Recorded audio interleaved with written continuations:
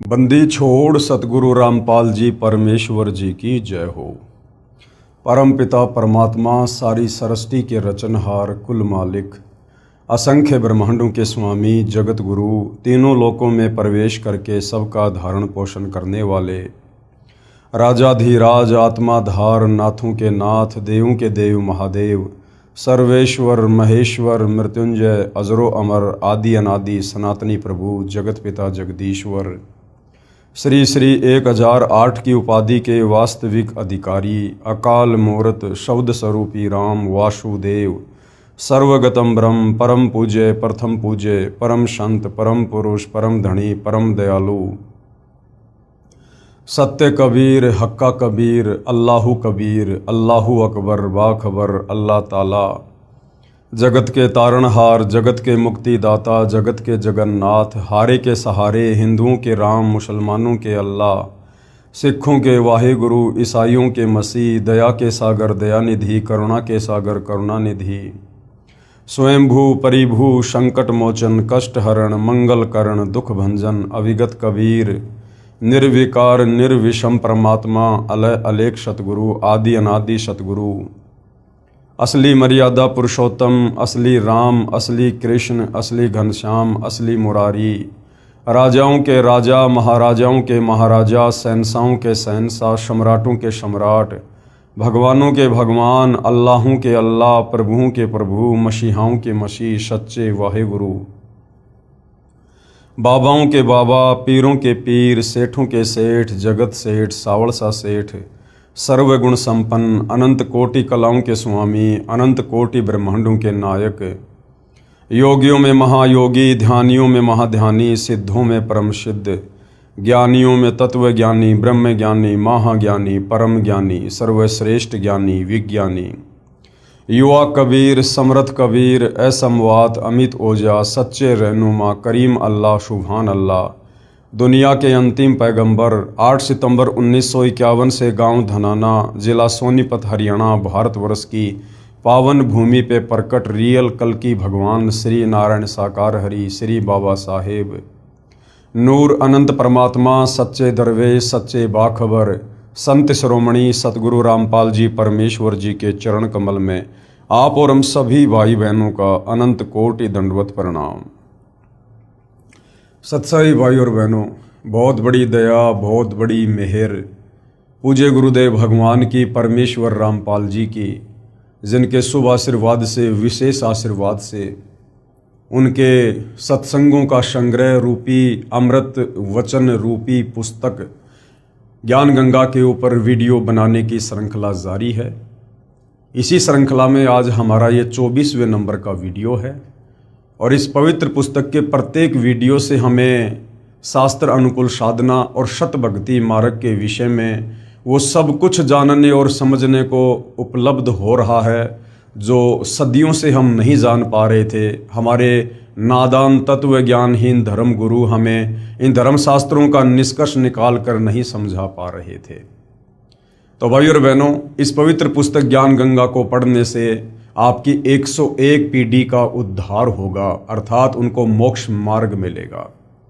और आप जी यदि पूर्ण विश्वास के साथ सतगुरु रामपाल जी से उपदेश प्राप्त करके अगर आजीवन मर्यादाओं में रहकर इस भक्ति मार्ग पर लगे रहे तो आपका तो गुरुदेव भगवान के वचन अनुसार इसी जन्म में पूर्ण मोक्ष संभव है। तो भाई और बहनों, ये पवित्र पुस्तक ज्ञान गंगा बहुत ही महत्वपूर्ण पुस्तक है और आप और हमें जो ये मनुष्य जन्म परमपिता परमेश्वर जी ने दिया है, इस मनुष्य जन्म को यदि हमने सार्थक करना है, इससे यदि हमने मोक्ष प्राप्त करना है तो हमने सतगुरु रामपाल जी के सत्संगों को सुनना ही पड़ेगा या उनके कर कमलों से लिखित पवित्र पुस्तकों का अध्ययन करना ही पड़ेगा। अन्यथा हमें सत भक्ति मार्ग इस धरती पर कहीं और प्राप्त नहीं हो सकता है। क्योंकि भाई और बहनों, सतगुरु रामपाल जी के अमृत वचन उनके द्वारा लिखी पुस्तकें जो ज्ञान उनमें समाहित है वो सर्व धर्मों के सर्व धर्म शास्त्रों से प्रमाणित है। अर्थात इस मन को ना नुकर करने की कहीं कोई गुंजाइश नहीं रह जाएगी जिस समय आप सतगुरु रामपाल जी के ज्ञान को अच्छे से समझ लेंगे। तो भाइयों और बहनों, इस ज्ञान को अच्छे से समझने के लिए हमने सत्संग तो सुनने ही हैं, साथ में हमने सृष्टि रचना का ज्ञान भी बहुत आवश्यक है। सृष्टि रचना भक्ति मार्ग की मास्टर की है। सृष्टि रचना को समझे बिना हम अध्यात्म को नहीं समझ पाएंगे, सतगुरु रामपाल जी के द्वारा दिए गए अमृत ज्ञान को भी नहीं समा पाएंगे अपने हृदय में, और ना अपने दिलो दिमाग में हम इस अमृत ज्ञान को शत ज्ञान के रूप में बैठा पाएंगे। तो सृष्टि रचना का भक्ति मार्ग पर लगने से पहले समझना बहुत ही जरूरी है, और यह कंप्लीट शास्त्र प्रमाणित यथार्थ सृष्टि रचना आपको सिर्फ और सिर्फ सतगुरु रामपाल जी के पास मिलेगी। तो जब भी आप YouTube पर सतगुरु रामपाल जी के सत्संग सुनना शुरू करें तो सबसे पहले सृष्टि रचना को अवश्य सुनिएगा, या उनके द्वारा लिखित पुस्तकों में भी सृष्टि रचना का जिक्र अवश्य होता है। आप पहले सृष्टि रचना को समझें, उसके बाद फिर सतगुरु रामपाल जी के सत्संग आगे सुने, तब आप इस अध्यात्म को समझ पाएंगे। तो भाइयों और बहनों, आज इस पवित्र पुस्तक ज्ञान गंगा पर हमारा 24वें नंबर का वीडियो है। हमने अभी तक इस पवित्र पुस्तक से अध्यात्म के विषय में बहुत कुछ जाना है, समझा है। किस प्रकार से हम पहले सतलोक में रहा करते थे, सर्व सुख वहाँ पर हम कबीर परमेश्वर जी के आशीर्वाद से मुफ्त में भोगा करते थे। फिर कैसे हम इस ज्योति निरंजन यानी काल के ऊपर आसक्त हुए और पतिव्रता धर्म से नीचे गिरे, और कबीर परमेश्वर जी ने हम सभी आत्माओं को इस काल के साथ यहाँ 21 ब्रह्मांडों में भेज दिया, और यहाँ आकर हम केवल अपना कर्म दंड ही भोग रहे हैं।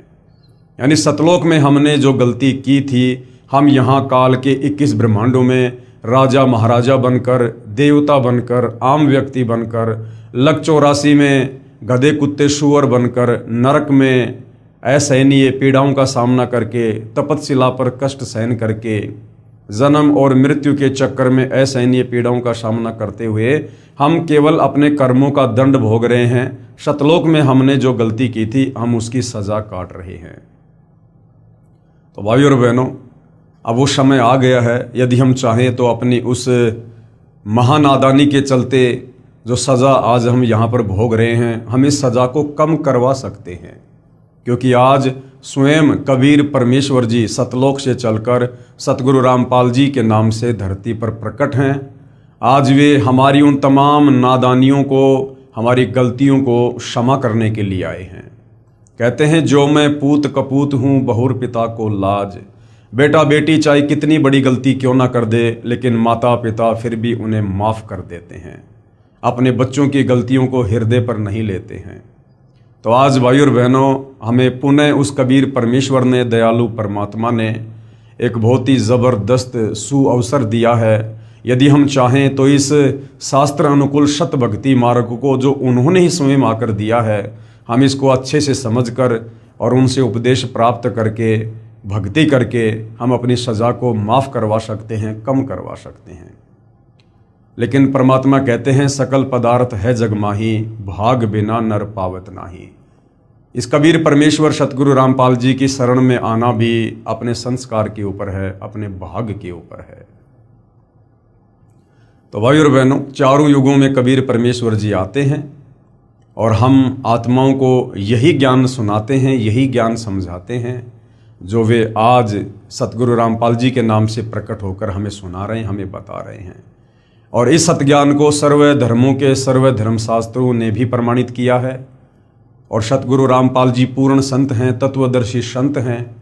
उनके अलावा संसार में कोई कथा करने का अधिकारी नहीं, कोई गुरु पद प्राप्त करके आगे दीक्षा देने का अधिकारी नहीं, कोई किसी का मोक्ष करवाना उनके अलावा संभव नहीं। और भाइयों और बहनों, हमारे धर्मशास्त्रों में पूर्ण संत की पूर्ण पहचान है, वो भी सतगुरु रामपाल जी ने हमें वेद और गीता से बताई है, समझाई है।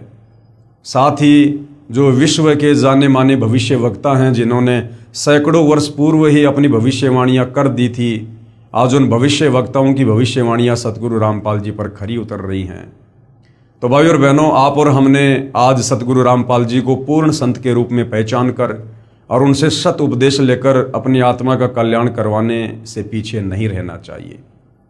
अन्यथा यदि एक बार ये सु अवसर हमारे हाथ से निकल गया, और सु अवसर हमारे हाथ से निकलेगा जिस समय ये मनुष्य जन्म छूट जाएगा, या सतगुरु रामपाल जी स्वयं सतलोक को वापस चले जाएंगे। उसके बाद इस धरती पर हमें कोई ये बातें बताने वाला नहीं होगा, हमें कोई मोक्ष प्रदान करवाने वाला नहीं होगा, और हम फिर से अनंत युगों के लिए इस काल बलि के 21 ब्रह्मांड में सजा काटने के लिए यहीं पर रह जाएंगे। तो भाई और बहनों, आज उस महापुरुष, परम दिव्य पुरुष, तेजपुंज के व्यक्तित्व के धनी, जो स्वयं सतलोक से चलकर पृथ्वी पर अवतरित हुए हैं, उस महापुरुष परम पूज्य गुरुदेव सतगुरु रामपाल जी के लीला में जीवन को हम थोड़ा सा समझेंगे, ताकि हमारा विश्वास दृढ़ हो कि किस प्रकार से उन्होंने सतलोक से चलकर गति करके धरती पर प्रकट होकर यहाँ एक आम व्यक्ति, आम संत की भांति लीला करते हुए आप और हम तक ये अमृत ज्ञान पहुँचा रहे हैं। तो पवित्र पुस्तक ज्ञान गंगा, जिसमें पूज्य गुरुदेव सतगुरु रामपाल जी का संक्षिप्त लीला में जीवन परिचय लिखा हुआ है, ये पवित्र पुस्तक ज्ञान गंगा है जो आप जियों के सामने है। पेज नंबर 168 है। सतगुरु रामपाल जी महाराज का संक्षिप्त परिचय, संक्षिप्त लीला में परिचय होना चाहिए। संक्षिप्त परिचय तो किसी का भी हो सकता है भाई और बहनों, किसी सरपंच का, किसी विधायक का, किसी देव का, किसी महादेव का, लेकिन वास्तव में जो लीलाधर है, वास्तव में जो लीला करने के लिए आते हैं, वो कबीर परमात्मा स्वयं सतगुरु रूप में आते हैं। बाकी ये जितने भी देवी देवता हैं, ब्रह्मा विष्णु महेश हैं, ये अवतार रूप में आते हैं, राम रूप में, श्री कृष्ण रूप में, अन्य रूप में, तो हम इनके जीवन काल को लीला नहीं कह सकते, क्योंकि ये इस पृथ्वी पर कोई लीला करने के लिए नहीं आते हैं, ये केवल अपना कर्म दंड भोगने के लिए आते हैं। जैसे विष्णु जी को नारद जी का श्राप लगा, तो त्रेता युग में वो अपना कर्म दंड भोगने के लिए और यहाँ पर श्री रामचंद्र रूप में एक जीवन जी कर गए। रामचंद्र वाले जीवन में उन्होंने बाली को धोखे से मारा, एक नया उनका वो कर्म बन गया। फिर उस कर्म दंड को भोगने के लिए दोबारा श्री कृष्ण जी रूप में द्वापर में आए। तो हमें इस 21 ब्रह्मांड में जो मुख्य शक्तियाँ आप और हमें दिखाई देती हैं, ब्रह्मा विष्णु महेश, ये जब यहाँ पर अवतार धारण करके आते हैं तो हम इनके जीवन को लीला में जीवन नहीं कह सकते। लेकिन कबीर परमेश्वर जी, जिनके ऊपर कोई कर्म दंड लागू नहीं होता है, वो इन कर्म और भ्रमों से दूर हैं। वो तो दुनिया के कर्म दंड काटने के लिए आते हैं, दुनिया की भ्रमणाओं का समाधान करने के लिए आते हैं। तो कबीर परमेश्वर जी जब सतगुरु रूप में, तत्वदर्शी संत के रूप में धरती पर प्रकट होकर लीला करते हैं, तो उनके लीला में जीवन काल को समझने के लिए हमने लीला में संक्षिप्त जीवन परिचय शब्द का ही प्रयोग करना चाहिए। सतगुरु रामपाल जी महाराज का संक्षिप्त लीला में जीवन परिचय। सतगुरु रामपाल जी का प्राकाटे, हालांकि यहाँ पर लेखक के द्वारा जन्म शब्द का प्रयोग किया गया है, लेकिन अब सतगुरु रामपाल जी की वास्तविक परमात्मा वाली स्थिति से परिचित होने के बाद हम उनके नाम के आगे जन्म शब्द का प्रयोग नहीं कर सकते, क्योंकि उनका जन्म नहीं होता है। ये स्वयंभू परमात्मा हैं, ये परिभू हैं। कबीर मनीषी परिभू, शुक्रम अकायम असनावीरम, यजुर्वेद इसका प्रमाण है। और कबीर परमेश्वर जी भी अपनी वाणी में सतगुरु की परिभाषा के विषय में बताते हैं कि ना सतगुरु जननी जनय और जाके माना बाप, पिंड ब्रह्मंड से रहित है ना वहाँ तीनों ताप। जो वास्तव में सतगुरु होगा, सतगुरु कहलाने का अधिकारी होगा, वो कभी भी माँ के गर्भ से जन्म लेकर नहीं आता है। ये बात और है कि कबीर परमेश्वर जी जब सतगुरु रूप में धरती पर प्रकट होते हैं तो हम जीवों की चरम दृष्टि को धोखा देते हुए लीला वो कुछ भी कर सकते हैं। लेकिन इस सत्य ज्ञान से परिचित होने के बाद और सतगुरु की परिभाषा से परिचित होने के बाद हम अपने पूज्य गुरुदेव भगवान परमेश्वर का प्रयोग नहीं कर सकते। सतगुरु रामपाल जी का प्राकाटे 8 सितंबर 1951 को गांव धनाना, जिला सोनीपत, हरियाणा में एक किसान परिवार में हुआ। पढ़ाई पूरी करके हरियाणा प्रांत में सिंचाई विभाग में जूनियर इंजीनियर की पोस्ट पर 18 वर्ष कार्यरत रहे। सन 1988 में परम संत राम देवानंद जी से दीक्षा प्राप्त की तथा तन मन से सक्रिय होकर स्वामी राम देवानंद जी द्वारा बताए भक्ति मार्ग से साधना की तथा परमात्मा का साक्षात्कार किया। अब देखिए भाई और बहनों, इस पुस्तक के जो लेखक हैं वो भगत हैं और इस पुस्तक में जो ज्ञान है वो सतगुरु रामपाल जी के सत्संगों का संग्रह है। लेकिन लेखक की एक अपनी सोच है, क्योंकि लेखक एक भगत है, परमात्मा नहीं है। तो लेखक ने जैसा सतगुरु रामपाल जी को जाना है, पहचाना है, उस हिसाब से लेखक यहां पर अपने विचार व्यक्त कर रहा है। तो लेखक में भिन्नता होती है।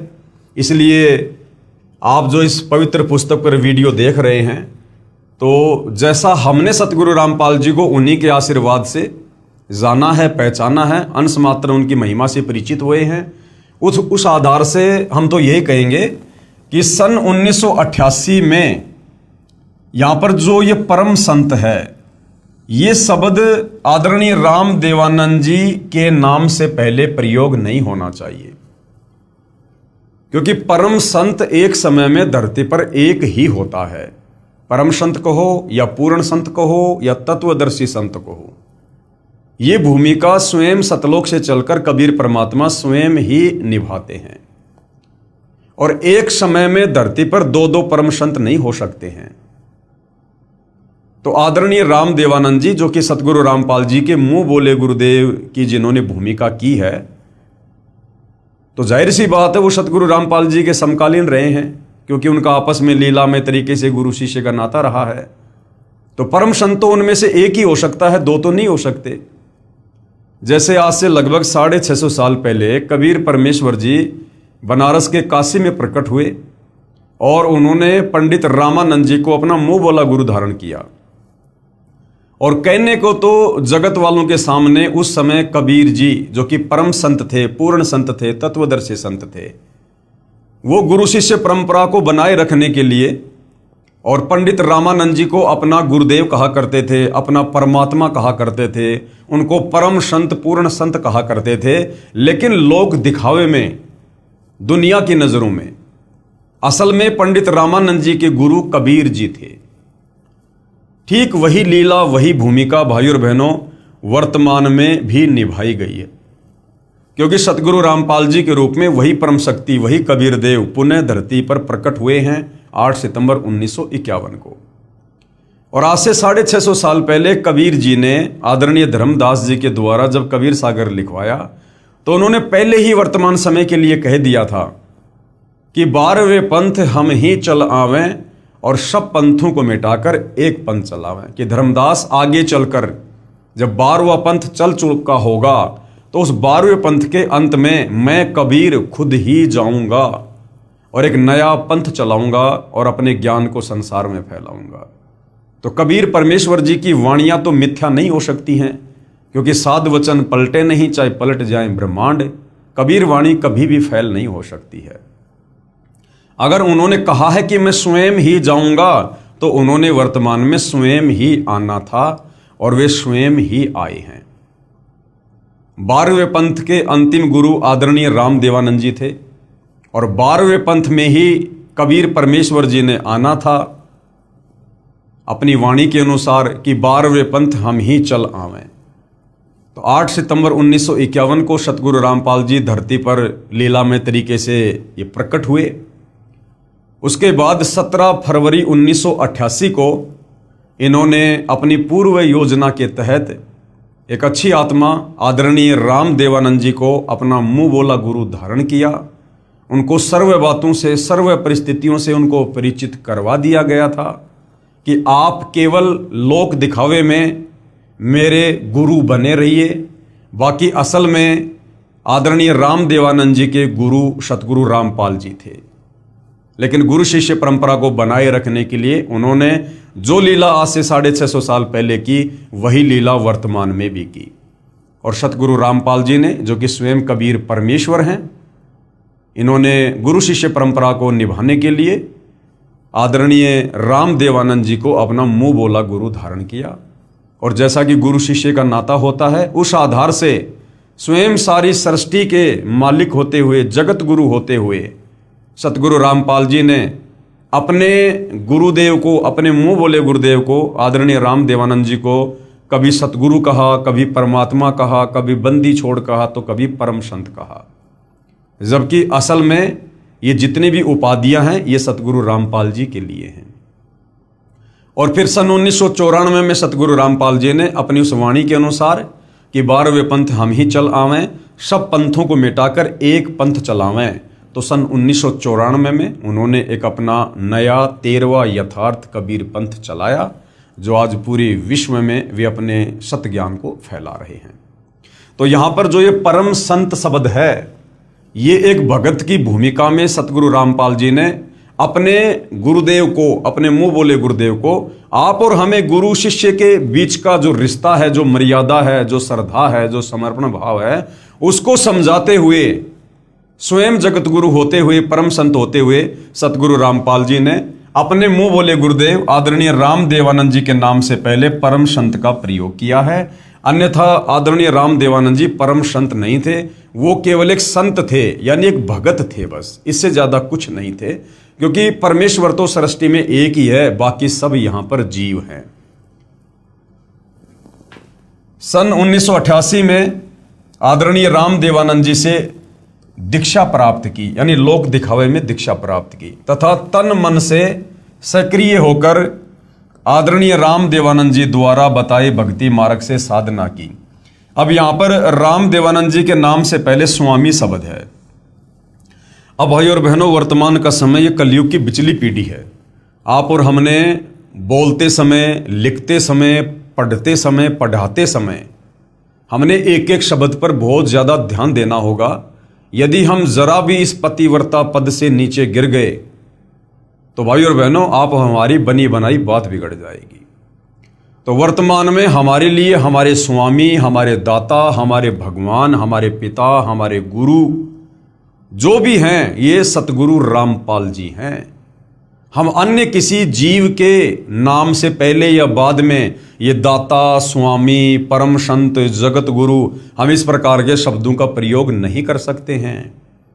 सतगुरु रामपाल जी ने तो एक अच्छे और नेक शिष्य की लीलामय तरीके से भूमिका करते हुए इस प्रकार के शब्दों का प्रयोग अपने मुंह बोले गुरुदेव के लिए किया है, ताकि हम गुरु शिष्य के बीच के रिश्ते को समझें और हम भी अपने पूज्य गुरुदेव सतगुरु रामपाल जी को इसी प्रकार से उपमा दें।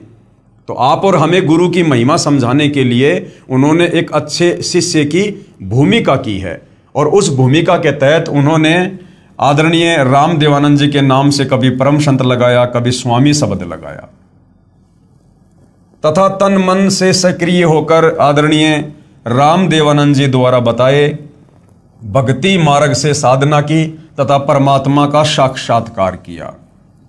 अब सतगुरु रामपाल जी तो स्वयं ही परमात्मा हैं, भला परमात्मा अपना क्या साक्षात्कार करेंगे? तो ये भी एक प्रकार से सारा का सारा लीलामय खेल है। सतगुरु रामपाल जी को कोई परमेश्वर का साक्षात करने की आवश्यकता नहीं है, क्योंकि ये स्वयं ही परमात्मा है। लेकिन इस प्रकार के शब्दों का प्रयोग क्यों किया जाता है भाई और बहनों?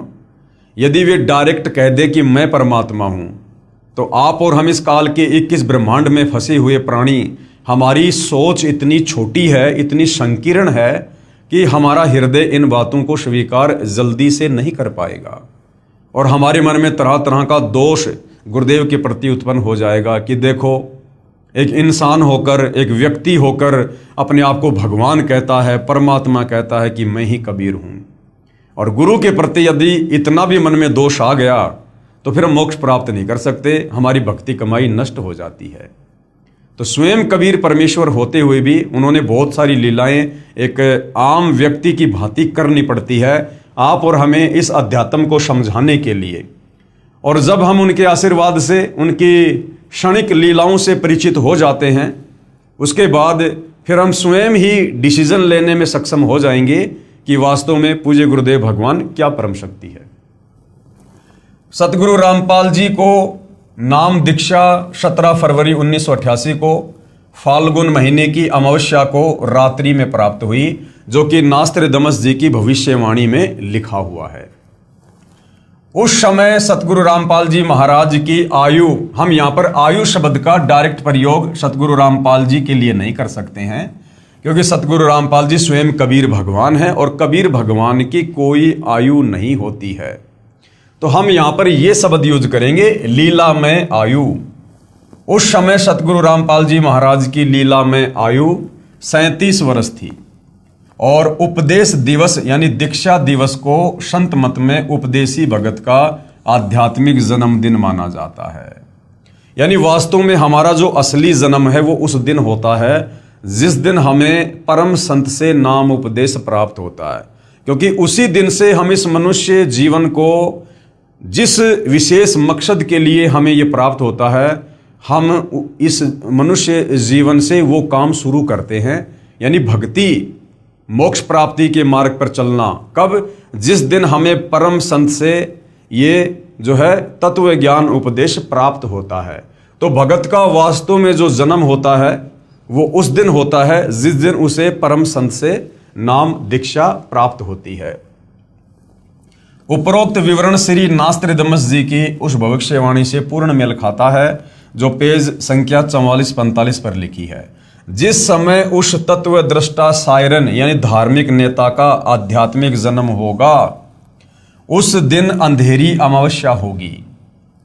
उस समय उस विश्व नेता की आयु 16, 20, 25 वर्ष नहीं होगी। वह तरुण नहीं होगा, बल्कि वह प्रौढ़ होगा, यानी ना बूढ़ा होगा ना जवान होगा। और वह 50 और 60 वर्ष के बीच की उम्र में संसार में प्रसिद्ध होगा। वह सन 2006 होगा। तो नास्त्रदमस जी की भविष्यवाणी के अनुसार एक एक शब्द सतगुरु रामपाल जी के लीला में जीवन के ऊपर खरे उतर रहे हैं। सन 1993 में आदरणीय राम देवानंद जी महाराज ने आपको यानी सतगुरु रामपाल जी को सत्संग करने की आज्ञा दी। भाई आज्ञा तो परमात्मा देते हैं सत्संग करने की, सेवा करने की। तो यहां पर हम सीधे शब्दों में ये नहीं कह सकते कि आदरणीय राम देवानंद जी ने सतगुरु रामपाल जी को सत्संग करने की आज्ञा दी। सारी सृष्टि के मालिक को, जगत गुरु को कौन आज्ञा दे सकता है? ये आते हैं स्वयं सतलोक से चलकर हमें आज्ञा देने के लिए। तो लीलामय तरीके से आप जी को सत्संग करने की आज्ञा दी, आप जी के ही आदेश अनुसार। तथा सन 1994 में नामदान करने की लीलामय तरीके से आज्ञा प्रदान की। भक्ति मार्ग में लीन होने के कारण, अब भाई और बहनों हम ये नहीं कह सकते परमात्मा के लिए कि भक्ति मार्ग में लीन होने के कारण। भक्ति मार्ग में तो भगत ने लीन होना चाहिए। परमेश्वर तो भक्ति दान करने के लिए आते हैं।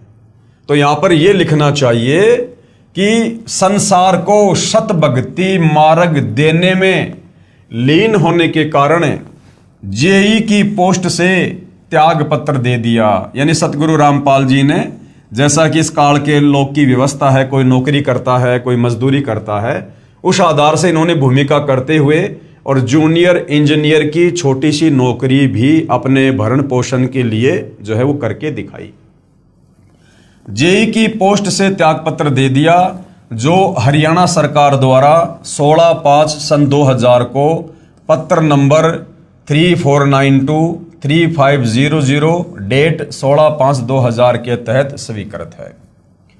सन 1994 से 1998 तक सतगुरु रामपाल जी महाराज ने घर घर, गांव गांव, नगर नगर में जाकर सत्संग किया। आदरणीय गरीबदास जी के सदग्रंथ साहिब को आधार बनाकर, यानी 5वें वेद सूक्ष्म वेद को उन्होंने गांव गांव जाकर, नगर नगर जाकर समझाया। बहुत संख्या में अनुयायी हो गए, साथ साथ ज्ञानहीन संतों का विरोध भी बढ़ता गया।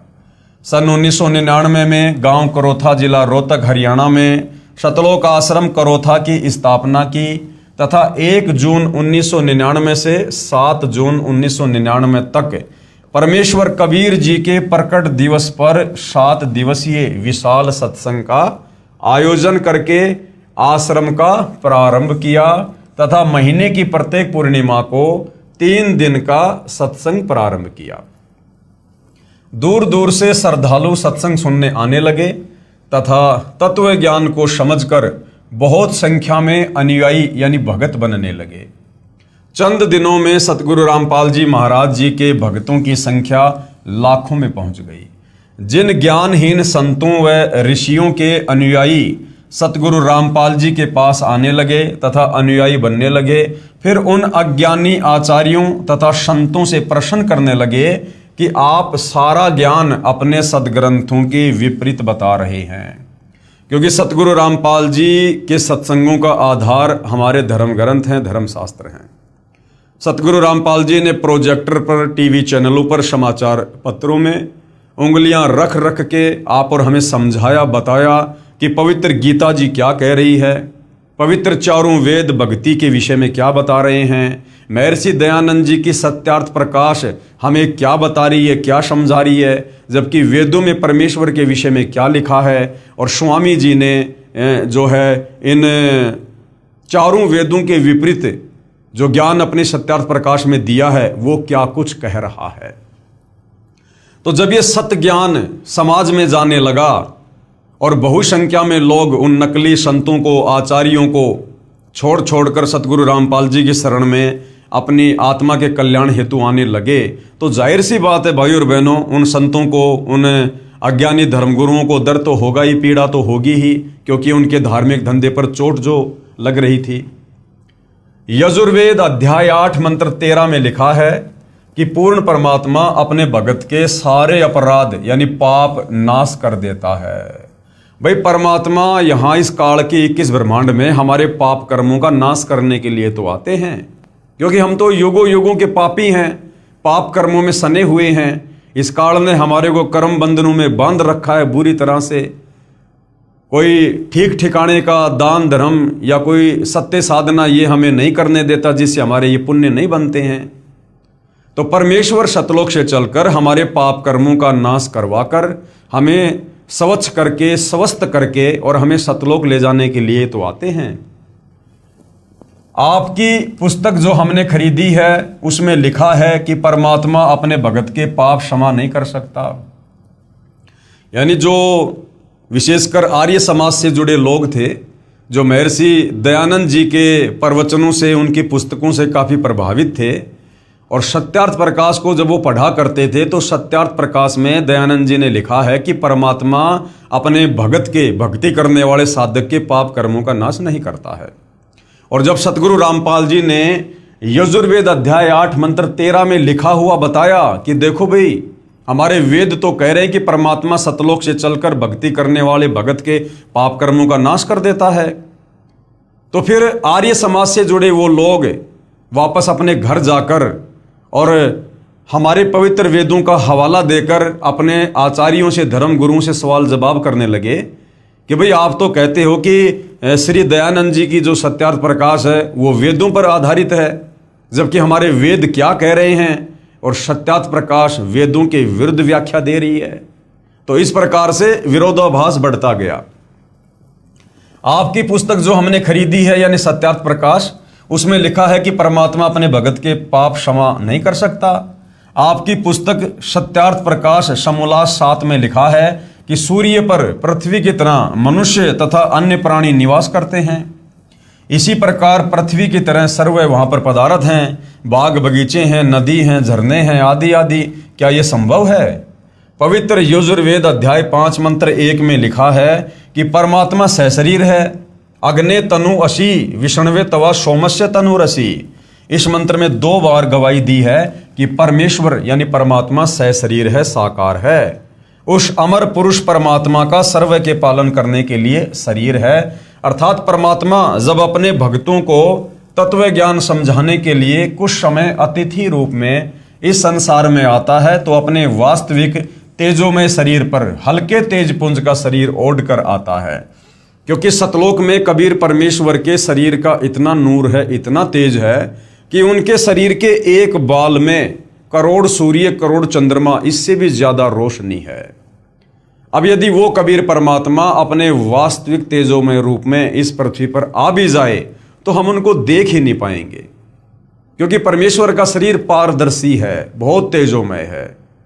जिस प्रकार भाइयों और बहनों एक शीशा होता है, बहुत साफ सुथरा है, पारदर्शी है, और ये मक्खी मच्छर उसके टक्कर मारते हैं क्योंकि वो पारदर्शी है। इसी प्रकार कबीर परमेश्वर जी का जो ओरिजिनल जो तेजोमय शरीर है वो पारदर्शी है, नूरी है। अगर वो आ भी गए तो हम उनको देख नहीं पाएंगे। उसको वही साधक देख सकता है जिसकी दिव्य दृष्टि खुल जाती है, जिसको कबीर परमेश्वर जी दिव्य दृष्टि प्रदान कर देते हैं। अब जैसे भाइयों और बहनों, यहाँ पर भूत भी हैं, प्रेत भी हैं, पिशाच भी हैं, घूमते रहते हैं, अपनी योनि भोग रहे हैं, लेकिन वो सूक्ष्म शरीर में होते हैं, और सूक्ष्म शरीर में होने के चलते हम उनको अपनी इस चरम दृष्टि से देख नहीं सकते। हमारे आसपास बहुसंख्या में भूत पिशाच घूमते रहते हैं दिन रात, लेकिन हम अपनी चरम दृष्टि से उनके सूक्ष्म शरीर को देख नहीं सकते हैं। तो सोचिए, जब हम एक भूत पिशाच के शरीर को नहीं देख सकते तो कबीर परमेश्वर जी के शरीर की हम क्या व्याख्या करें? वे तो नूरी हैं, तेजोमय हैं। तो इस प्रकार से वेदों में लिखा है कि कबीर परमेश्वर का जो शरीर है वो मानव सदृश है, वो साकार हैं, दिखाई देते हैं, लेकिन वो भक्ति विधि अलग है, जिस भक्ति विधि से हम उनको देख सकते हैं, हम उनके दर्शन कर सकते हैं। और महर्षि दयानंद जी ने अपनी सत्यार्थ प्रकाश में लिखा है कि परमात्मा निराकार है, परमात्मा का साक्षात्कार नहीं किया जा सकता। तो कबीर परमेश्वर जब सतलोक से यहां पर आते हैं तो अपने तेज पुंज वाले शरीर को अपनी शक्ति से हल्का करके, अपने नूर को, अपनी चमक को, अपनी तेज को हल्का करके, और यहां पर एक आम व्यक्ति की भांति यहां पर लीला करते हैं, ताकि हम उनको देख सकें, उनसे बात कर सकें, और हम उनके तत्व ज्ञान को समझकर अपनी आत्मा का कल्याण करवा सकें। भक्तों को तत्व ज्ञान समझाने के लिए कुछ समय अतिथि रूप में इस संसार में आता है, तो अपने वास्तविक तेजोमय शरीर पर हल्के तेज पुंज का शरीर ओढ़ कर आता है। इसलिए उपरोक्त मंत्र में 2 बार प्रमाण दिया है।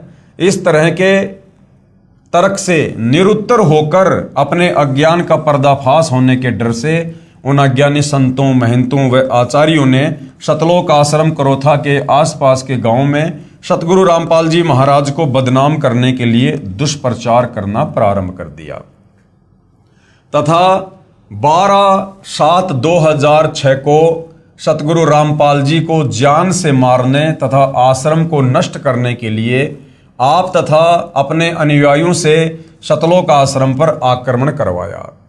पुलिस ने रोकने की कोशिश की, जिस कारण से कुछ उपद्रवकारी चोटिल हो गए। सरकार ने सतलोक आश्रम को अपने अधीन कर लिया तथा सतगुरु रामपाल जी महाराज व कुछ अनुयायियों पर झूठा केस बनाकर जेल में डाल दिया। इस प्रकार 2006 में सतगुरु रामपाल जी महाराज विख्यात हुए।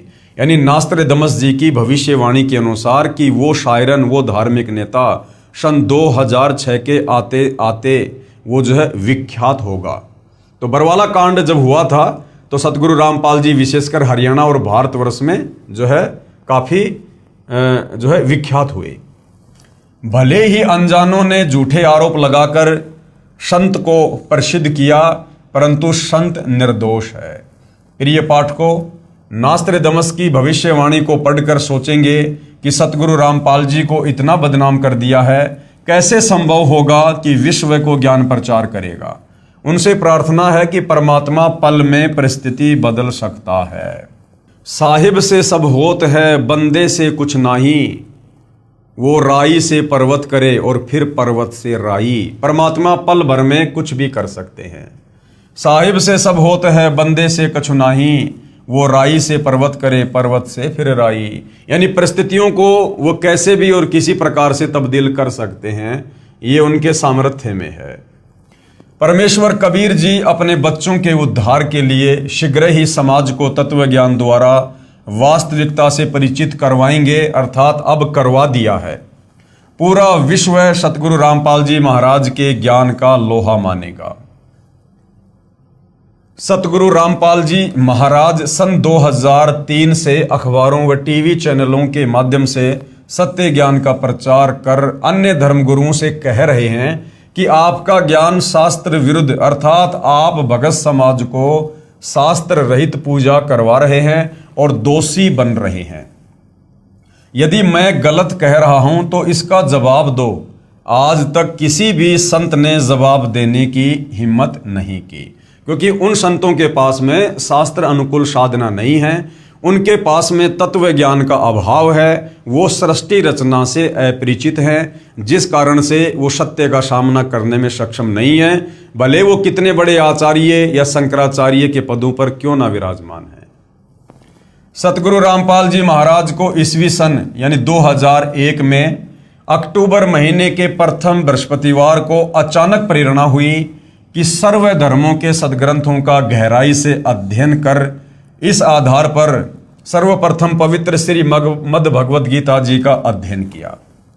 अब देखो भाइयों और बहनों, बार बार कहना पड़ता है कि सतगुरु रामपाल जी कोई आम व्यक्ति, कोई आम संत नहीं है, ये लीला अवश्य कर रहे हैं। ये स्वयं कबीर देव हैं, सारी सृष्टि के मालिक हैं। और सतगुरु रामपाल जी को, जो कि सर्वज्ञ हैं, जगत गुरु हैं, इनको किसी भी धर्म ग्रंथ का अध्ययन करने की कोई आवश्यकता नहीं है। सर्व ज्ञान इनके अंदर समाहित है। और सतगुरु रामपाल जी को प्रेरणा नहीं होती है, भगवान दूसरों को प्रेरणा किया करते हैं, भगवान को प्रेरणा नहीं हुआ करती है, भगवान किसी प्रेरणा के आधार से नहीं चला करते हैं, क्योंकि सतगुरु रामपाल जी आप और हमारी तरह कोई जीव नहीं है, ये स्वयं परमात्मा है। सन 2001 में अक्टूबर महीने के प्रथम बृहस्पतिवार को अपनी पूर्व निर्धारित योजना के अनुसार सतगुरु रामपाल जी ने सर्व धर्मों के सदग्रंथों का भगत समाज के सामने खुलासा करना शुरू किया, ना कि सर्व धर्मों के सदग्रंथों का गहराई से अध्ययन किया, क्योंकि परमेश्वर को किसी भी सदग्रंथ के अध्ययन करने की आवश्यकता नहीं पड़ती है। अगर कोई सदग्रंथों का अध्ययन करके आगे ज्ञान देगा तो फिर हम उसको सतगुरु नहीं कह सकते, हम उसको जगत गुरु नहीं कह सकते हैं, क्योंकि कोई भी व्यक्ति पूरे विश्व के सदग्रंथों का अध्ययन करके ज्ञान प्राप्त नहीं कर सकता, समाज को ज्ञान नहीं दे सकता। इंसान की एक कैपेसिटी है, एक औकात, एक सीमा है। जिस प्रकार एक कुएं का जल होता है और जिस प्रकार एक समुद्र का जल होता है, तो कुआं समझो एक जीव, एक व्यक्ति, वो व्यक्ति अपने जल से, जिस प्रकार वो कुआं अपने जल से कितने लोगों की आवश्यकता पूरी कर सकता है, और समुद्र का जल अथाह होता है, अथाह असीमित।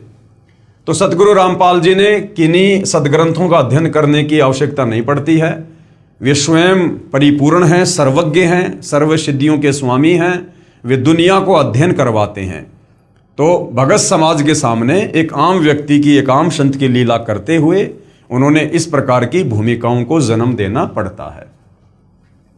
इस आधार पर सर्वप्रथम पवित्र श्री मद भगवत गीता जी का अध्ययन किया तथा पुस्तक गहरी नजर गीता में रचना की, तथा उसी आधार पर सर्वप्रथम राजस्थान प्रांत के जोधपुर शहर में मार्च 2002 में सत्संग प्रारंभ किया। इसलिए नास्त्रदमस जी ने कहा है कि विश्व धार्मिक हिंदू संत अर्थात सायरन 50 वर्ष की उम्र में अर्थात 2001 गे ज्ञाता होकर प्रचार करेगा। सतगुरु रामपाल जी महाराज का प्राकाट्य ना कि जन्म पवित्र हिंदू धर्म में सन 1951 में 8 सितंबर को गांव धनाना, जिला सोनीपत, प्रांत हरियाणा, भारत में एक किसान परिवार में हुआ। अब भाइयों और बहनों, जन्म क्यों नहीं कह सकते, क्योंकि आदरणीय गरीबदास जी जो लगभग 300 साल पहले गांव छुड़ानी, जिला झज्जर, हरियाणा में हुए हैं, वो कबीर परमेश्वर जी के सत्य ज्ञान से परिचित हुए। कबीर परमात्मा जी जिंदा बाबा के रूप में सतलोक से चलकर धरती पर प्रकट हुए, उनको अपना ज्ञान दिया, नाम दिया। फिर उसके बाद गरीबदास जी की आत्मा को शरीर से निकालकर सतलोक ले गए, उन्हें सर्व ब्रह्मांडों की रचना से परिचित करवाया, उनका ज्ञान योग खोला और वापस उन्हें उस शरीर में छोड़ा। उसके बाद आदरणीय गरीबदास जी ने कलम तोड़ महिमा अपने पूज्य गुरुदेव बंदी छोड़ कबीर साहिब जी की है। तो उनका जो ग्रंथ है आदरणीय गरीबदास जी का सदग्रंथ साहिब, उसमें से कुछ वाणियां निकालकर सतगुरु रामपाल जी ने हमें त्रिकाल संध्या के तहत दोपहर की आरती बना कर दी है, जिसको असुर निकंदन रमेणी कहते हैं। तो असुर निकंदन रमेणी में आदरणीय गरीबदास जी ने अपने पूज्य गुरुदेव के लिए कुछ कहा है। गरीबदास जी के पूज्य गुरुदेव कौन? जिंदा महात्मा कबीर परमेश्वर। तो गरीबदास जी ने कहा कि सतगुरु दिल्ली मंडल आईसी और सूती धरणी सूम जगाईसी, यानी मेरे गुरुदेव बंदी छोड़ कबीर आगे चलकर कलयुग की बिचली पीढ़ी में दिल्ली मंडल में आएंगे। तो 8 सितंबर 1951 को दिल्ली मंडल में आदरणीय गरीबदास जी के ही सतगुरु आए हैं। कौन? सतगुरु रामपाल जी। और आदरणीय गरीबदास जी के सतगुरु कौन? स्वयं कबीर परमात्मा। तो सतगुरु रामपाल जी कौन हुए? स्वयं कबीर भगवान। अब कबीर भगवान फिर जन्म लेकर नहीं आएगा, वो प्रकट ही होता है। इस प्रकार सन 2001 में सतगुरु रामपाल जी महाराज की लीला में आयु 50 वर्ष बनती है। सो नास्त्रदमस के अनुसार खरी है, इसलिए वह विश्व धार्मिक नेता सतगुरु रामपाल जी महाराज ही हैं, जिनकी अध्यक्षता में भारतवर्ष पूरे विश्व पर राज्य करेगा। पूरे विश्व में एक ही ज्ञान यानी भक्ति मार्ग चलेगा, एक ही कानून होगा, यानी जो नियम सतगुरु रामपाल जी बनाएंगे वही लागू होंगे। कोई दुखी नहीं होगा, विश्व में पूर्ण शांति होगी। जो विरोध करेंगे अंत में वे भी पश्चाताप करेंगे तथा तत्व ज्ञान को स्वीकार करने पर विवश होंगे और सर्व मानव समाज मानव धर्म का पालन करेगा और पूर्ण मोक्ष प्राप्त करके सतलोक जाएंगे। जिस तत्व ज्ञान के विषय में नास्त्रदमस जी ने अपनी भविष्यवाणी में उल्लेख किया है कि उस विश्व विजेता संत के द्वारा बताए शास्त्र प्रमाणित तत्व ज्ञान के सामने पहले के सभी संत निष्प्रभ यानी असफल हो जाएंगे तथा सभी को नम्र होकर झुकना पड़ेगा। उसी के विषय में परमेश्वर कबीर बंदी छोड़ जी ने अपनी अमृतवाणी में पवित्र कबीर सागर ग्रंथ में, जो संत धर्मदास जी द्वारा लगभग 550 वर्ष पहले लिपिबद्ध किया गया है, कहा है कि एक समय आएगा जब पूरे विश्व में मेरा ही ज्ञान चलेगा। 650 साल पहले कबीर परमेश्वर ने धर्मदास जी को कह दिया था कि पूरे विश्व में धर्मदास मेरा ही ज्ञान चलेगा, घर घर में मेरी ही पूजा होगी, पूरा विश्व शांति पूर्वक भक्ति करेगा, आपस में विशेष प्रेम होगा, सतयुग जैसा समय यानी स्वर्णम युग होगा। परमेश्वर कबीर बंदी छोड़ द्वारा बताए ज्ञान को सतगुरु रामपाल जी महाराज ने समझा है, जबकि भाई और बहनों सतगुरु रामपाल जी स्वयं कबीर भगवान हैं, कबीर परमात्मा हैं। इन्होंने किसी के ज्ञान को समझने की आवश्यकता नहीं है और ना इनसे ऊपर कोई ज्ञान देने वाला सृष्टि में है। लेकिन यहाँ पर वही बात है, गुरु शिष्य परंपरा का निर्वाह करते हुए आप और हम एक अच्छे भगत की भूमिका निभाकर वो दिखा रहे हैं, ताकि हम भी अपने पूज्य गुरुदेव सतगुरु रामपाल जी से उपदेश प्राप्त करके उनके दिखाए मार्ग अनुसार एक नेक सच्चे और अच्छे भगत की भूमिका कर सकें।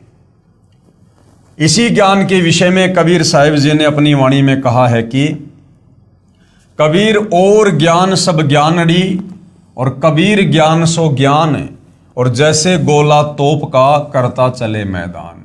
और ज्ञान सब ज्ञानड़ी, बाकी जितने भी धर्मगुरु हैं, आचार्य शंकराचार्य हैं, उनका जो ज्ञान है वो बहुत ही क्षणिक है, वो क्षेत्रीय ज्ञान है, बहुत सीमित है, आत्म कल्याण वाला भी नहीं है, उनको आत्म ज्ञान भी नहीं है, परमात्म ज्ञान तो बहुत दूर की बात है।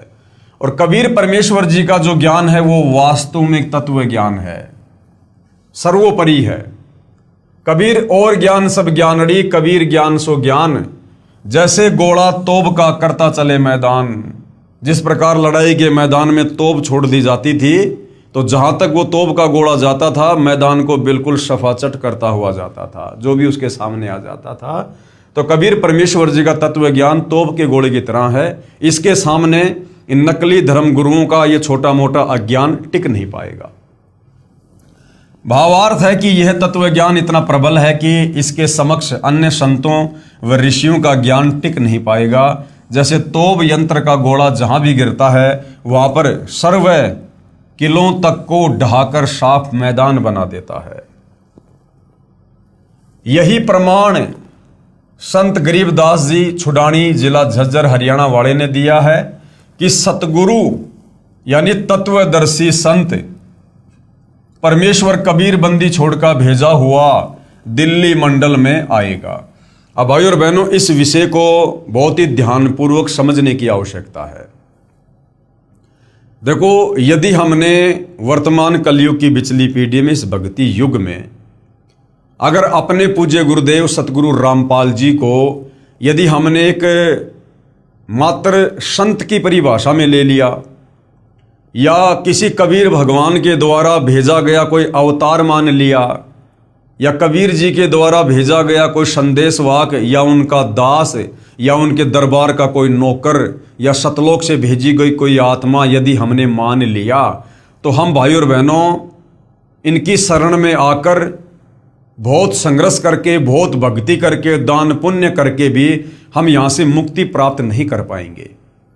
क्योंकि गुरु को परमेश्वर के अलावा, परमात्मा के अलावा यदि हमने अन्य किसी भी परिभाषा में रखा और हम भक्ति भी करते रहे, यानी हम उनको मानुष मानते रहे और भगवान उनके अलावा किसी और को मानते रहे, तो हम यहाँ से मुक्त नहीं हो सकते। ये हमारी बहुत बड़ी कमजोरी हो जाएगी। हमने गुरु को जानना है, पहचानना है, उनसे प्रार्थना कर करके, उनके आगे दंडवत करके, रो रो के, ज्ञान योग की भीख मांग मांग के, तब परमेश्वर दया करेंगे। वो दया ही करने आते हैं, हमारे से अपनी पहचान ही करवाने आते हैं, यदि वास्तव में हम मोक्ष चाहते हैं तो यहां पर आपको दो तरह की बातें देखने को मिलेंगी और दोनों बातें हमने समझने की भी आवश्यकता है। यही प्रमाण सतगुरु गरीबदास जी छुडानी जिला झज्जर हरियाणा वाले ने दिया है कि सतगुरु यानी तत्वदर्शी संत, सतगुरु को उन्होंने कोष्टक में क्या लिखा है कि सतगुरु कौन होता है? सतगुरु होता है तत्वदर्शी संत। परमेश्वर कबीर बंदी छोड़कर भेजा हुआ दिल्ली मंडल में आएगा। जबकि गरीबदास जी ने ऐसा नहीं लिखा कि कबीर परमेश्वर जी का भेजा हुआ दिल्ली मंडल में आएगा, क्योंकि गरीबदास जी फिर आगे खुद ही सिद्ध कर देते हैं कि भैया वो तो खुद ही है जो भी कुछ है। तो गरीबदास जी की ये वाणी है जो असुर निकंदन रमेणी में है। गरीब सतगुरु दिल्ली मंडल आईसी और सूती धरणी सूम जगाईसी। आदरणीय गरीबदास जी ने साफ साफ लिखा है कि सतगुरु दिल्ली मंडल आईसी, कि मेरे सतगुरु जिंदा बाबा कबीर साहिब आगे चलकर दिल्ली मंडल में आएंगे। यहां पर यह नहीं लिखा कि मेरे सतगुरु कबीर जी सतलोक से किसी आत्मा को आगे चलकर सतगुरु रामपाल जी के रूप में 8 सितंबर 1951 को दिल्ली मंडल में भेजेंगे। गरीबदास जी ने जो क्लियर करना था, जो स्पष्ट करना था, वो कर दिया। सतगुरु दिल्ली मंडल आईसी। अब गरीबदास जी के सतगुरु हैं कबीर जी, और गरीबदास जी कह रहे हैं कि मेरे सतगुरु कबीर जी आगे चलकर दिल्ली मंडल में आएंगे। और दिल्ली मंडल में भाई और बहनों कौन आए हैं? सतगुरु रामपाल जी आए हैं। क्योंकि फिर वो क्या करेंगे? सूती धरणी सूम जगाईसी।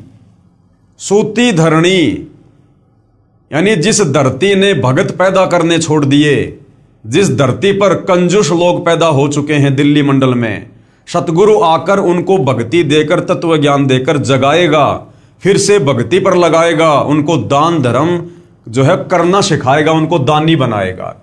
तो यहां पर गरीबदास जी ने यह नहीं कहा कि कोई आत्मा आएगी या कबीर जी किसी को भेजेंगे।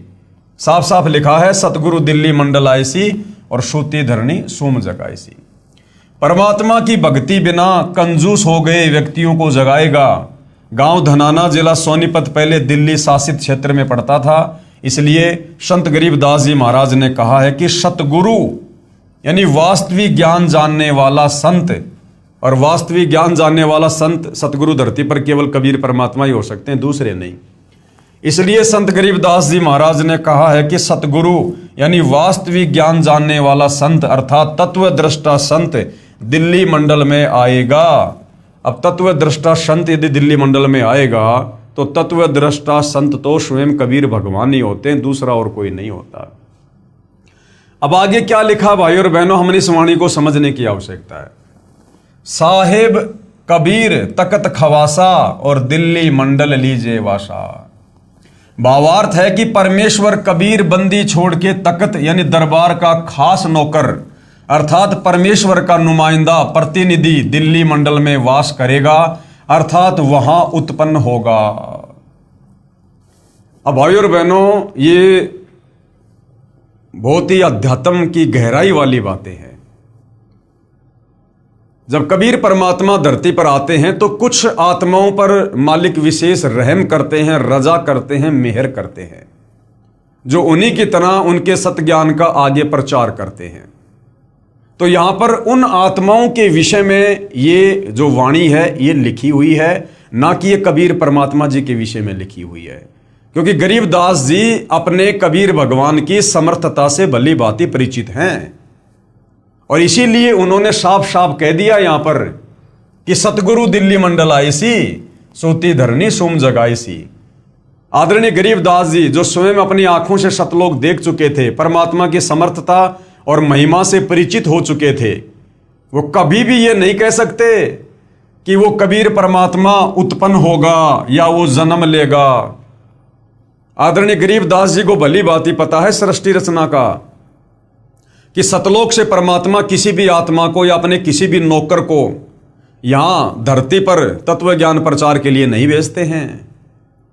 क्योंकि सृष्टि रचना में आप और हमें पता चल चुका है कि सतलोक में सृष्टि रचना की शुरुआत से पहले ही हम जीव आत्माओं को अपनी औकात याद दिलाने के लिए कबीर परमेश्वर ने सर्वप्रथम अपने 12वें नंबर के पुत्र अचिंत से कहा था कि बेटा मैं तुम्हें शब्द शक्ति प्रदान करता हूं, तुम सतलोक में कुछ रचना करो।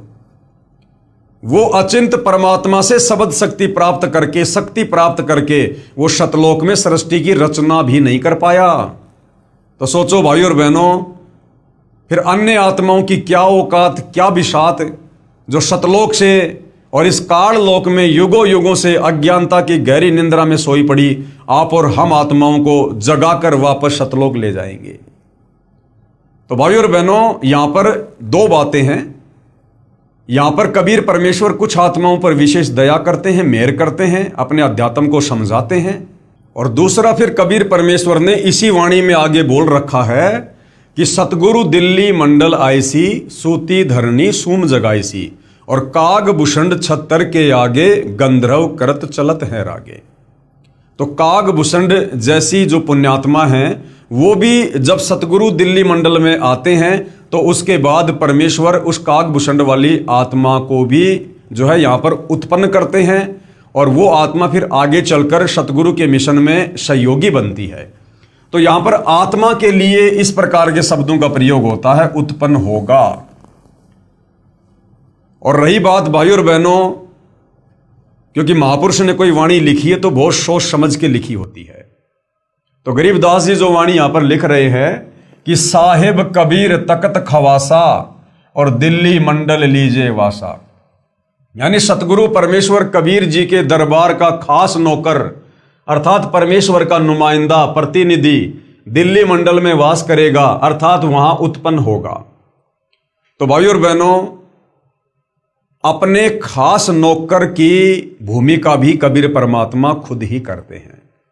जैसे आप और हमें पता होगा, जब इब्राहिम सुल्तान के पास कबीर परमात्मा गए तो तीसरी बार जब वो गए तो बांदी का रूप बनाकर गए। तीसरा रूप उन्होंने बांदी का, बांदी यानी नौकर, खवास। वाणी आती है तीजा रूप खवास का धारा, तीजा रूप खवास का धारा, वहां फूलों सेज बिछाना, भाई शब्द शब्द बखाना। तीजा रूप खवास का धारा, खवास यानी नौकर। तो कबीर परमात्मा ने खुद ही बांदी का यानी खवास का, नौकर का रूप धारण किया इब्राहिम को ज्ञान समझाने के लिए। तो साहिब कबीर खवासा, तो अपने खवासा यानी नौकर की भूमिका भी परमात्मा खुद ही निभाते हैं। साहिब कबीर तकत खवासा, दिल्ली मंडल लीजे वासा। भावार्थ है कि परमेश्वर कबीर बंदी छोड़ के तकत यानी दरबार का खास नौकर अर्थात परमेश्वर का नुमाइंदा प्रतिनिधि दिल्ली मंडल में वास करेगा, अर्थात वहां उत्पन्न होगा। प्रथम अपने हिंदू बंधुओं को तत्व ज्ञान से परिचित करवाएगा। बुद्धिमान हिंदू ऐसे जागेंगे जैसे कोई हड़बड़ा कर जागता है, अर्थात उस संत के द्वारा बताए तत्व ज्ञान को समझकर अविलंब उसकी शरण ग्रहण करेंगे। फिर पूरा विश्व उस तत्वदर्शी हिंदू संत के ज्ञान को स्वीकार करेगा। यह भविष्यवाणी श्री नास्त्रदमस जी ने भी की है। नास्त्रदमस जी ने यह भी लिखा है कि मुझे दुख इस बात का है कि उससे परिचित न होने के कारण मेरा सायरन तत्वदृष्टा संत उपेक्षा का पात्र बनेगा। हे बुद्धिमान मानव उसकी उपेक्षा ना करो। नास्त्रदामस जी कह रहे हैं कि उस महान धार्मिक नेता तत्वदर्शी संत की उपेक्षा मत करना, उसकी निंदा मत करना, बुराई मत करना, उसी से आत्मा का कल्याण संभव है। और उस तत्वदर्शी संत को कितना सम्मान देना है, कितना आदर सत्कार देना है। नास्त्रदामस जी क्या कह रहे हैं, वह तो सिंहास नस्त करके, सिंहास नस्त यानी आसन पर बैठा कर, और आराध्य देव यानी इष्ट देव यानी अपना परमपिता परमात्मा मानकर, आराध्य देव यानी इष्ट देव रूप में मानने योग्य है। यानी उस तत्वदर्शी संत को अपना इष्ट, अपना कबीर भगवान, अपना परमेश्वर मानकर और उनको सिंहासन पर बैठाकर उनकी पूजा करनी चाहिए। पूजा, क्योंकि वो स्वयं कबीर भगवान ही होगा।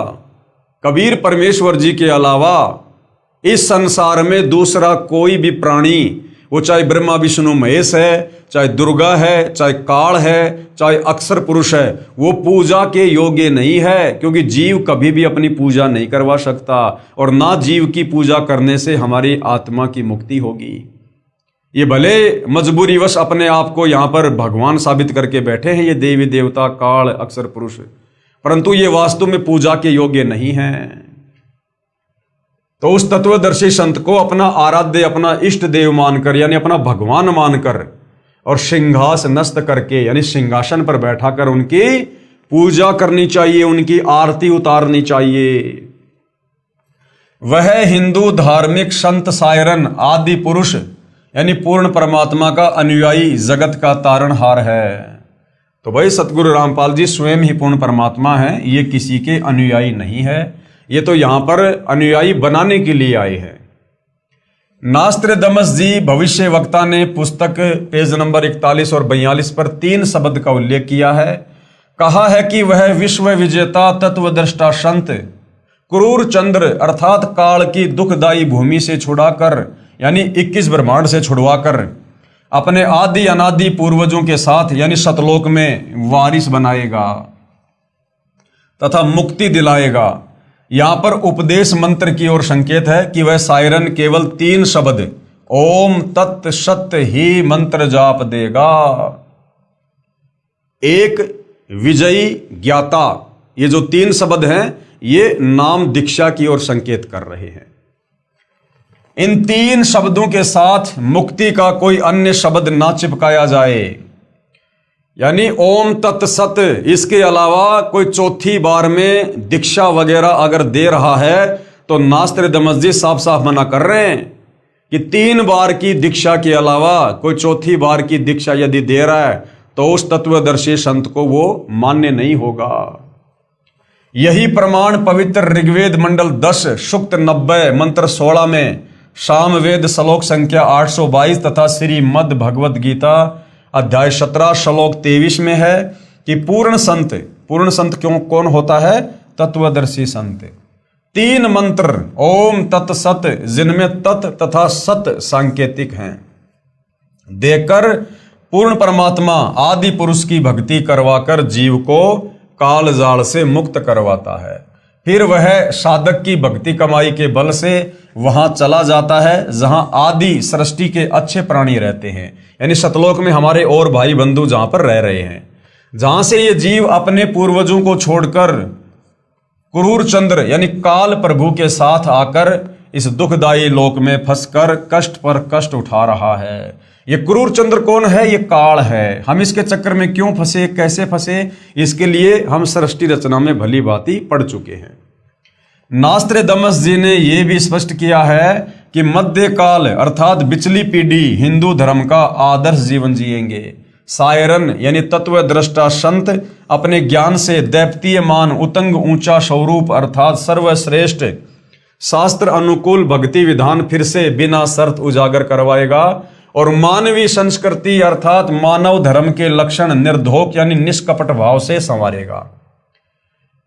मध्या कालात हिंदू धर्माचे व हिंदूच्या आदर्शवत झालेल, ये मराठी भाषा में लिखा है। यह मराठी भाषा में पेज नंबर 42 पर लिखा है कि उपरोक्त भावार्थ है कि पिछली पीढ़ी का उद्धार सायरन करेगा, यानी पिछली पीढ़ी वाले आप और हम भक्तों का जो भक्ति पर लग जाएंगे, आजीवन मर्यादा में रहेंगे, उन भक्तों का उद्धार, उनका मोक्ष वो शायरन करेगा। ये उल्लेख पेज नंबर 42 की हिंदी लिखना रह गया था, इसलिए यहां लिख दिया है तथा स्पष्टीकरण भी दिया है। यही प्रमाण स्वयं पूर्ण परमात्मा कबीर जी ने कहा है कि धर्मदास तोहे लाख दुहाई, सार ज्ञान कहीं बार न जाई, सार नाम बाहर जो परही, बिचली पीढ़ी हंस नहीं तरही, सार ज्ञान तब तक छुपाई, जब तक द्वादश पंथ ना मिट जाई।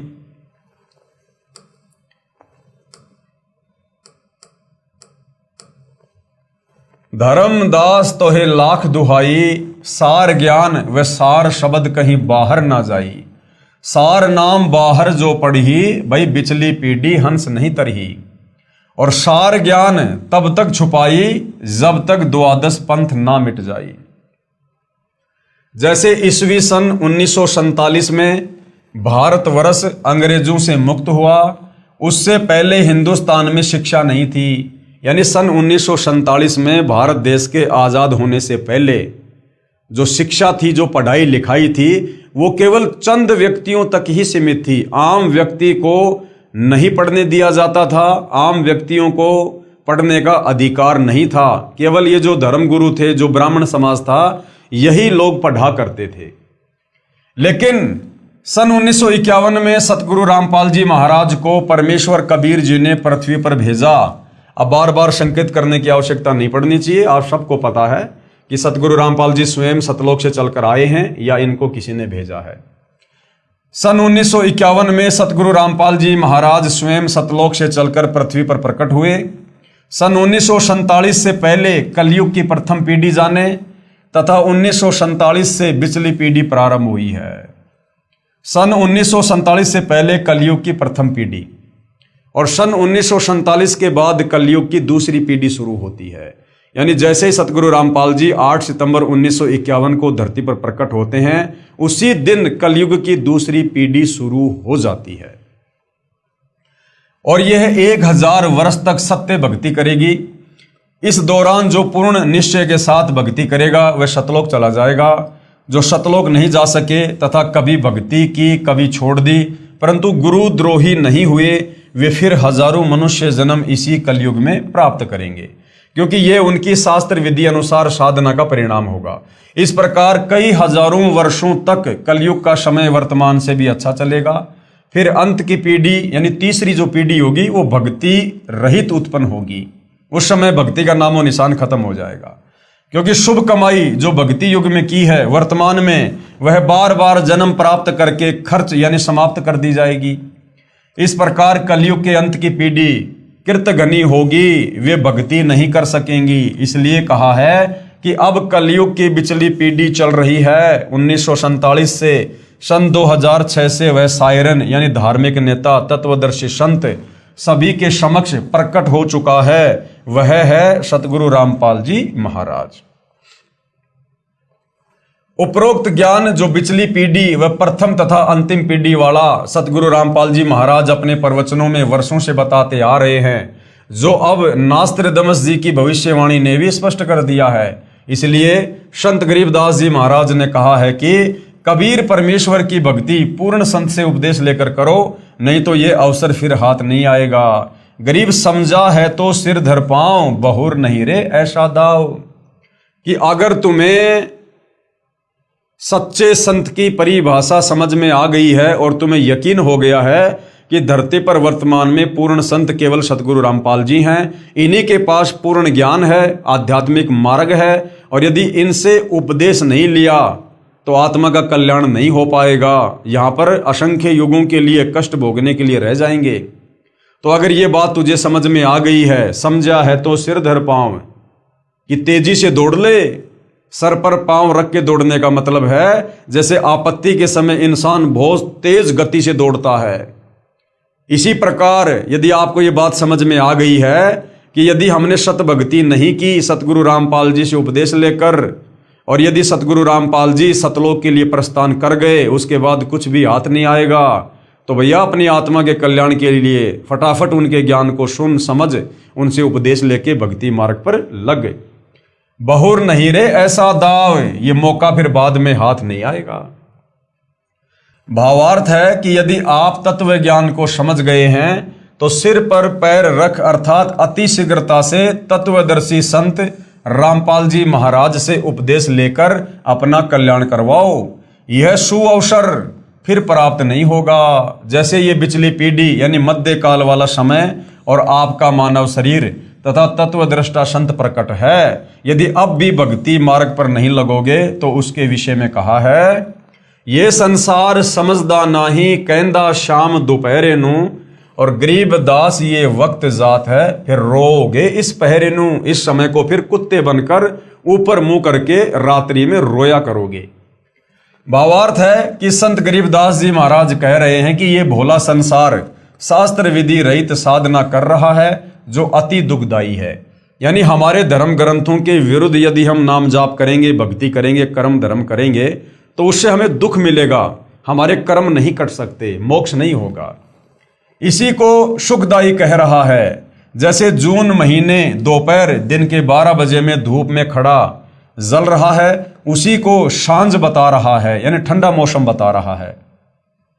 जैसे कोई शराबी व्यक्ति शराब पीकर सड़क पर पड़ा है और उससे कोई कहे कि आप दोपहर की धूप में क्यों जल रहे हो, छाया में चलो, वह शराबी शराब के नशे में कहता है कि नहीं ये तो सांझ है, कौन कहता है कि दोपहर है। इसी प्रकार जो साधक यानी भगत शास्त्र विधि त्याग कर यानी अपने धर्म शास्त्रों के विपरीत मनमाना आचरण कर रहे हैं, वे अपना जीवन नष्ट कर रहे हैं। उसे त्यागना नहीं चाहते अपितु उसी को सर्वश्रेष्ठ मानकर काल के लोक की आग में जल रहे हैं। ये मंदिर मस्जिद चर्च गुरुद्वारे कावड़ लेके आना, पैदल यात्रा करना, मनमुखी भंडारे करना, पत्थरों की पूजा करना, लोग इन्हीं को सर्वश्रेष्ठ साधना मानकर जो लगे हुए हैं और यदि उन्हें कोई समझाने का प्रयास करता है तो वो मानते नहीं, तो ऐसे लोग फिर आने वाले समय में बहुत ज्यादा कष्टों को प्राप्त होंगे। संत गरीबदास जी महाराज कह रहे हैं कि इतने प्रमाण मिलने के पश्चात भी सत साधना पूर्ण संत के बताए अनुसार नहीं करोगे तो ये अनमोल मानव शरीर तथा पिछली पीढ़ी का भक्ति युग हाथ से निकल जाएगा। फिर इस समय को याद करके रोओगे, बहुत पश्चाताप करोगे, फिर कुछ नहीं बनेगा। परमेश्वर कबीर बंदी छोड़ने कहा है, भाई अच्छे दिन पाछे गए और सतगुरु से किया ना हेत, अब पछतावा क्या करे जब चिड़िया चुग गई खेत।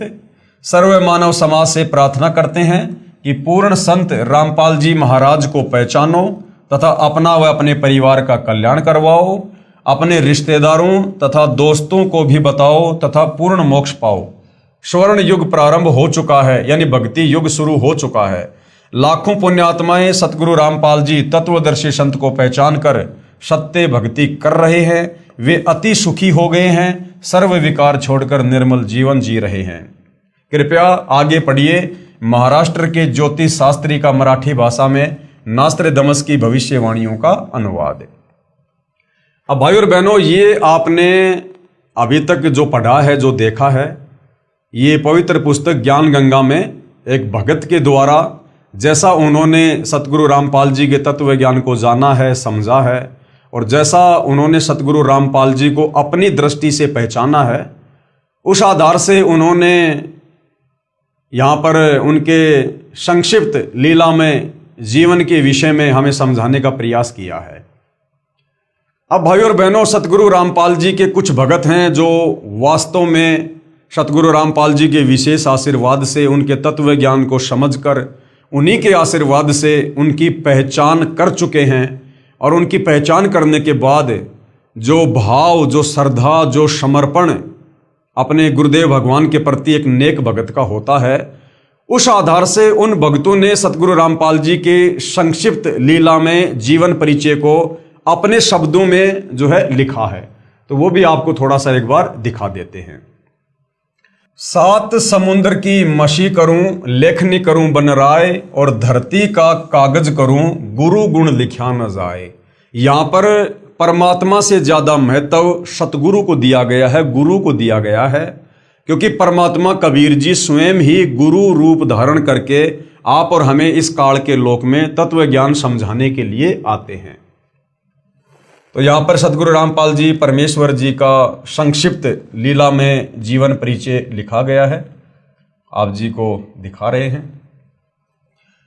हे अखिल ब्रह्मांडों के रचयिता, यानी सर्व सृष्टि के रचनहार, ऊपर के 4 अजर अविनाशी लोकों के रचयिता, अगम लोक, अलख लोक, शतलोक, अनामी लोक, फिर अक्षर पुरुष के 7 संग ब्रह्मांड, फिर काल के 21 ब्रह्मांड, अर्थात पूरी सृष्टि के रचयिता, हे अखिल ब्रह्मांडों के रचयिता, आप जी का संक्षिप्त लीला में जीवन परिचय लिखने व बताने में 21 ब्रह्मांड में कोई भी प्राणी सक्षम नहीं है।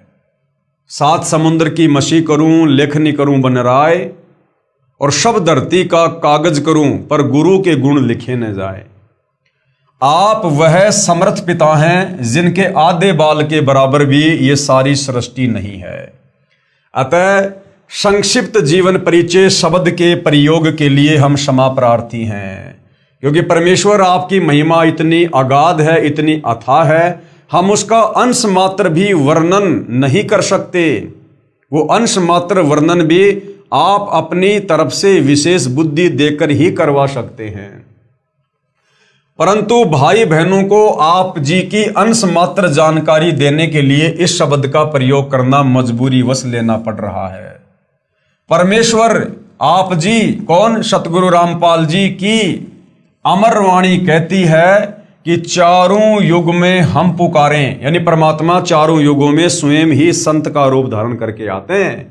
और कूक कहा हम हेल रे, हमने ऊंची आवाज में बोल बोल के वाणियों द्वारा लोगों को तत्व ज्ञान समझाया। और हीरे मोती माणक बरसे, परमात्मा कहते हैं चारों युगों में हमने तत्व ज्ञान रूपी, मुक्ति रूपी हीरे माणिक लाल बरसाए, अर्थात ये अमृत ज्ञान देना चाहा, परंतु ये जग चुगता ढेल रे, लेकिन काल प्रेरणा से ये संसार केवल डले ढोने में लगा रहा, शास्त्र विरुद्ध साधना को ही करने में लगा रहा।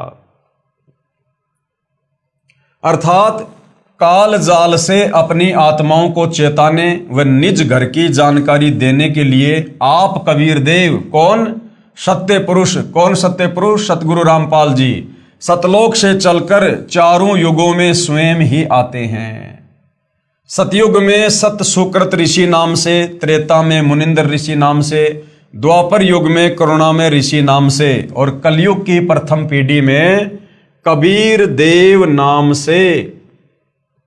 उसके लगभग 250 वर्ष बाद गरीबदास जी महाराज जी के नाम से, और अब पिछली पीढ़ी में 8 सितंबर 1951 को गांव धनाना, जिला सोनीपत हरियाणा में अपने विधान अनुसार अतिथि रूप में धरती पर सतगुरु रामपाल दास या संत रामपाल दास नाम से प्रकट हो चुके हैं। यानी इस नाम से प्रकट होकर अपने आप को छुपाकर आप जी वर्तमान में लीला कर रहे हैं।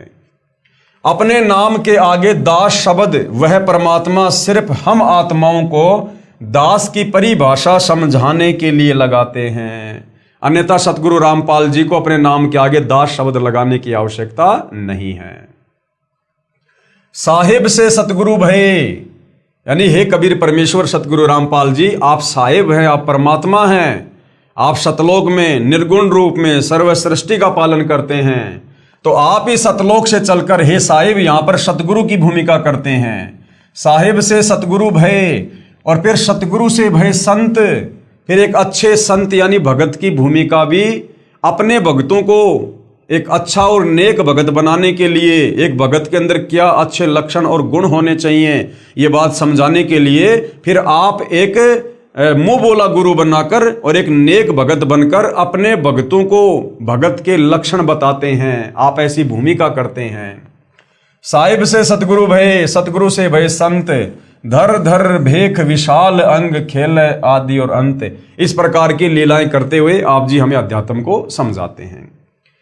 इस अमरवाणी के अनुसार सत्य पुरुष ने यानी सतगुरु रामपाल जी ने 8 सितंबर 1951 के दिन प्रकट होकर फिर 17 फरवरी 1988 तक एक साधारण से किसान परिवार में हमारी चरम दृष्टि को धोखा देते हुए दो अच्छी आत्माओं भगतमती इंद्रो देवी व भगत नंदराम जी को अपने मुंह बोले माता पिता के रूप में इस नश्वर संसार में लीला करने हेतु स्वयं के आने यानी प्रकट होने के लिए निमित्त बनाया।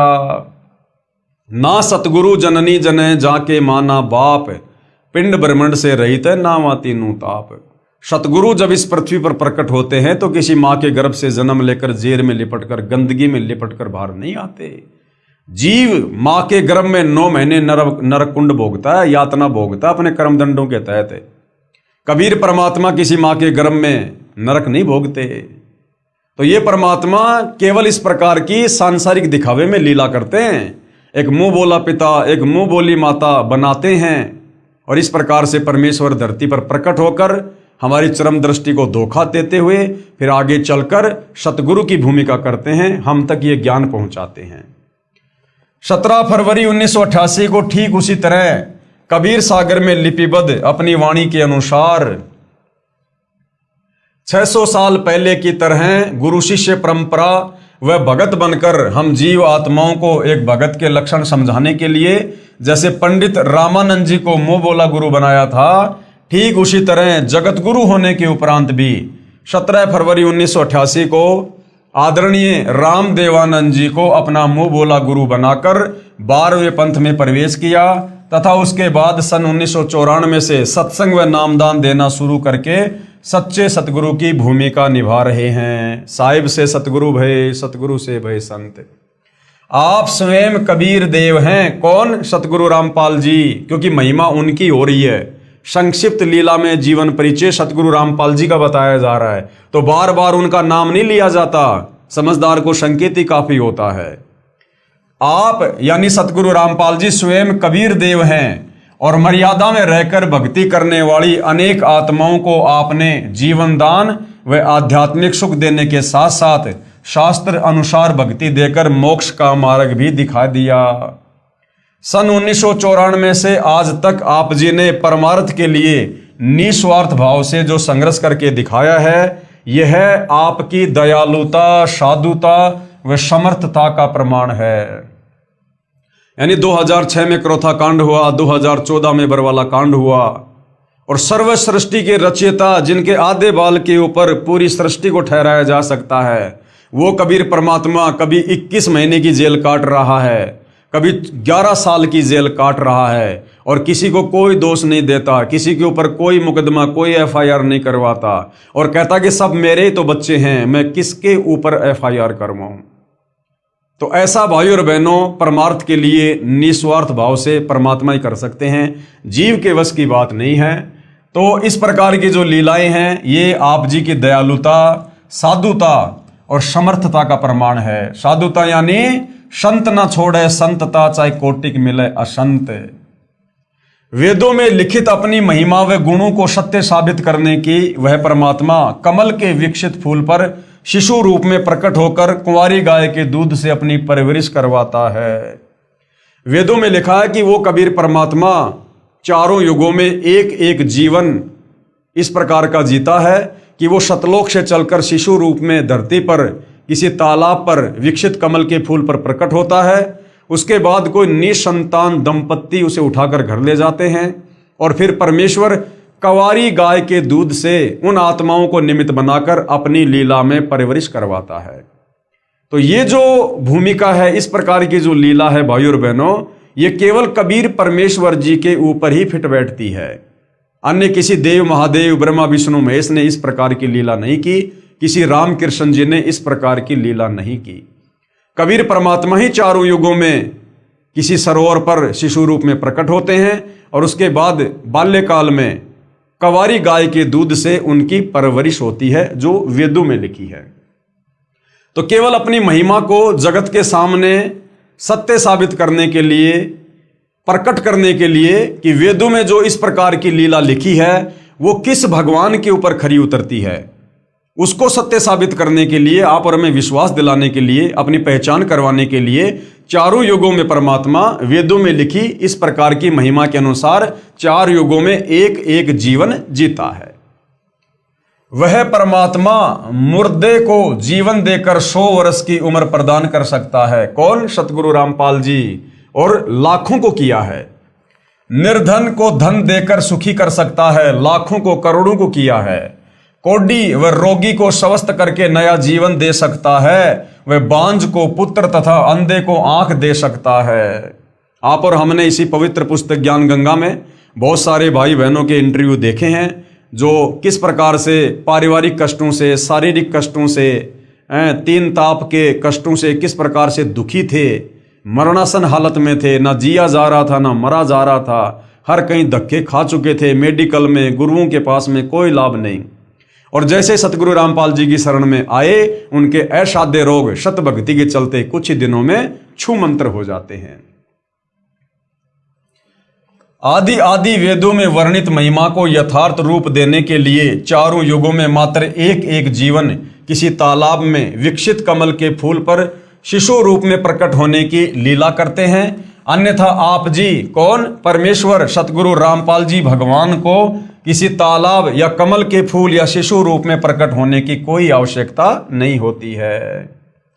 आप जी जब चाहें, यानी आप सतगुरु रामपाल जी भगवान इतने समर्थ हैं, आप जी जब चाहें, जहां चाहे, जिस रूप व अवस्था यानी उम्र में प्रकट होना चाहें हो सकते हैं।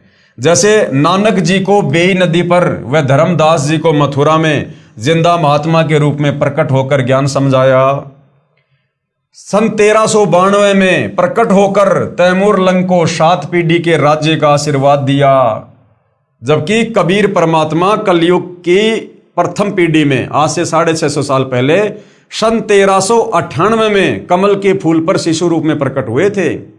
लेकिन उससे 6 साल पहले कबीर परमात्मा आए 1398 में, और 1398 से पहले 1392 में कबीर परमात्मा सतलोक से चलकर तैमूर लंग को मिले और तैमूर लंग की एक रोटी खाकर 7 पीढ़ी का राज्य दिया। तो ये कबीर परमात्मा कमल के फूल पर शिशु रूप में केवल वेदों में लिखी अपनी महिमा को सत्य साबित करने के लिए प्रत्येक युग में एक एक जीवन जीते हैं। अन्यथा इनको आवश्यकता नहीं है। ये तो जब चाहें, जैसे चाहें, जिस रूप में, जहां चाहें, कभी भी प्रकट हो सकते हैं। कितनी बार ये प्रकट हो सकते हैं? लगभग 300 वर्ष पहले आदरणीय गरीबदास जी महाराज जी के रूप में प्रकट होकर सतग्रंथ साहिब की रचना की तथा छुडानी गांव में गंगा जी को प्रकट करने तक की अद्भुत लीला की। लगभग 60-65 वर्ष तक छुडानी से निर्वाण होने के बाद 35 वर्ष तक उसी रूप में सहारनपुर उत्तर प्रदेश में अपने प्रिय भगत भूमड़दास सैनी के बाग में रहने की लीला की। और आज साक्षात अपने वास्तविक सतलोकीय स्वरूप में सतगुरु रामपाल जी के नाम से 8 सितंबर 1951 से हम सब के समक्ष प्रकट हैं। हे जगतनाथ, आपकी लीला अद्भुत है। जगतनाथ कौन? सतगुरु रामपाल जी। हे जगत के नाथ, आपकी लीला अद्भुत है। हे अविगत परमेश्वर, अविगत यानी जिसकी गति को जानने समझने में कोई सक्षम नहीं। हे अविगत परमेश्वर, आप जी की गति को कौन जान सकता है? हे देवों के देव महादेव, आप जी स्वयं अपनी कृपा व आशीर्वाद से अपने समर्थता व गति का अंश मात्र आभास करवा कर दया करते हैं। यानी आप स्वयं ही अपने विषय में अंश मात्र जानकारी जीव की बुद्धि ओपन करके देते हैं, समझाते हैं।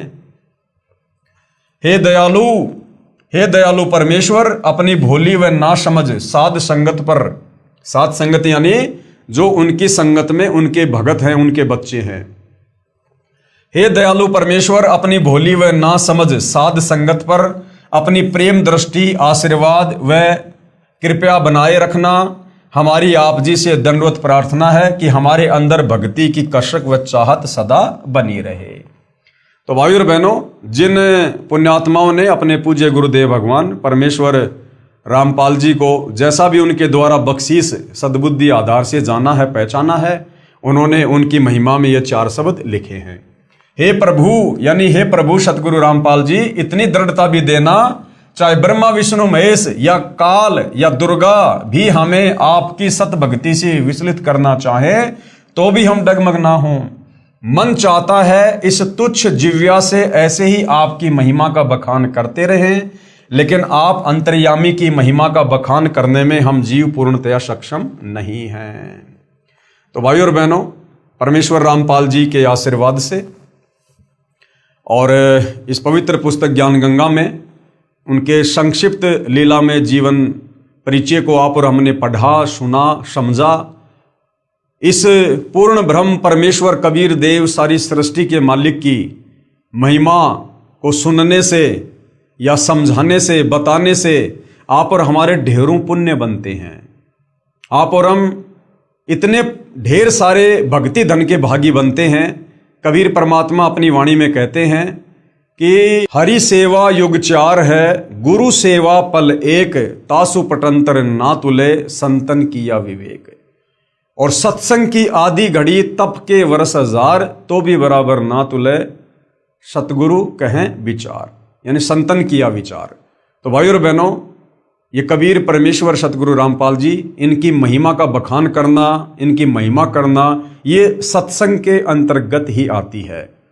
सुनने वाले के भी पुण्य बनते हैं और सुनाने वाले के भी पुण्य बनते हैं। एक ने कही दूजे ने मानी, कहे कबीर वो दोनों ज्ञानी। तो भाइयों और बहनों, सतगुरु रामपाल जी परमेश्वर जी के विषय में इतनी सारी महिमा, इतने सारे प्रमाण, ये आपको सिर्फ और सिर्फ इसलिए बताए जा रहे हैं ताकि आप जी को विश्वास हो सके और आप जी इस मनुष्य जन्म को उनसे उपदेश प्राप्त करके उनके द्वारा बताई गई भक्ति को आजीवन मर्यादा में रहकर सफल करके अपनी आत्मा का कल्याण करवा सकें। अन्यथा भाइयों और बहनों, हमें तो उनके आशीर्वाद से उनकी महिमा के विषय में जितना ज्ञान हो पाया है वो हो ही चुका है और हम तो उनसे उपदेश लेकर अपनी आत्मा के कल्याण में आगे बढ़ ही रहे हैं। लेकिन हमारा फर्ज बनता है आप संसार के अन्य भक्ति मार्ग से भटके हुए भाई बहनों को परमेश्वर के विषय में और सत भक्ति मार्ग के विषय में जानकारी देना। अब आगे इस जानकारी को लेना ना लेना, भक्ति मार्ग पे लगना ना लगना, ये भाई और बहनों आपके अपने भाग और संस्कार के ऊपर निर्भर करेगा। सकल पदार्थ है जगमाही, कर्महीन नर पावत नाही। यदि आपके भाग फूटे पड़े हैं, आपके कर्म माड़े हैं, तो भाई और बहनों, आंखों के सामने परमेश्वर होते हुए भी आप उनको नहीं पहचान पाओगे और परमेश्वर की दयालुता का फायदा उनसे उपदेश लेकर नहीं उठा पाओगे। और यदि आप परमेश्वर की अच्छी आत्मा है, आपके संस्कार अच्छे हैं, तो कहते हैं ज्ञान का और घाम का चमका सा होता है। आप तुरंत समझ जाओगे और तुरंत अपनी आत्मा के कल्याण की कोशिश में नाम उपदेश लेकर लग जाओगे। तो भाई और बहनों, हम इसी प्रकार से परमेश्वर जी की महिमा आप जियों तक पहुंचाते रहेंगे और आज के इस पवित्र पुस्तक ज्ञान गंगा पर बन रहे वीडियो में केवल इतना ही। कल फिर परमेश्वर की महिमा में हाजिर होंगे। तब तक पूज्य गुरुदेव भगवान हम सबको आज्ञा दे, आशीर्वाद दे, सद्बुद्धि दे। बंदी छोड़ सतगुरु रामपाल जी परमेश्वर जी की जय हो।